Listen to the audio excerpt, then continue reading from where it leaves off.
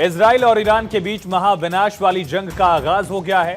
विनाश की दोनों देशों से जो तस्वीरें सामने आ रही हैं वो हैरान कर रही हैं, क्योंकि मिसाइलों की दहाड़ से सिर्फ तेहरान नहीं कांपा, बल्कि इस बार इजराइल की राजधानी तेल अवीव भी दहल गई।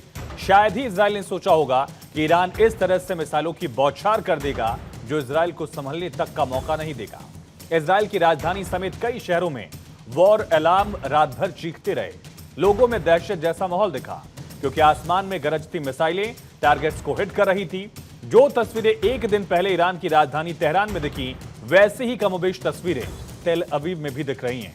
सवाल है कि इजराइल ने ईरान पर हमला कर महाविनाश को क्या न्योता दिया है, या फिर इजराइल खुद को युद्ध का बादशाह समझकर ईरान के विनाश का मोर्चा खोल चुका है। सवाल है कि जो इजराइल फिलिस्तीन में सालों से बर्बादी का बारूद भर रहा है, क्या वो ईरान में भी ठीक ऐसा ही करने में कामयाब होगा। जिस परमाणु प्रोग्राम को रोकने के बहाने इजराइल ने ईरान पर हमला किया, उस परमाणु प्रोग्राम के बारे में भी खबर यह है कि ईरान ने शायद उसको बनाने में कामयाबी हासिल कर ली है।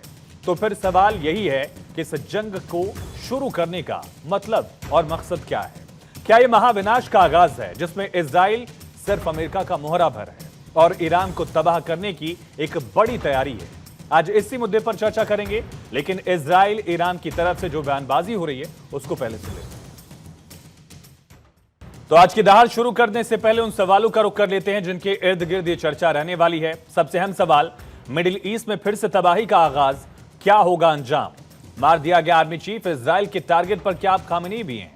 इजराइल और ईरान में युद्ध, परमाणु प्रोग्राम के विरुद्ध, मिसाइलों की दहाड़, गाजा जैसा इजराइल का हाल, क्या इजराइल का सुरक्षा कवच आयरन डोम एक बार फिर से फेल हुआ है। इन तमाम पहलुओं पर चर्चा की शुरुआत हम करेंगे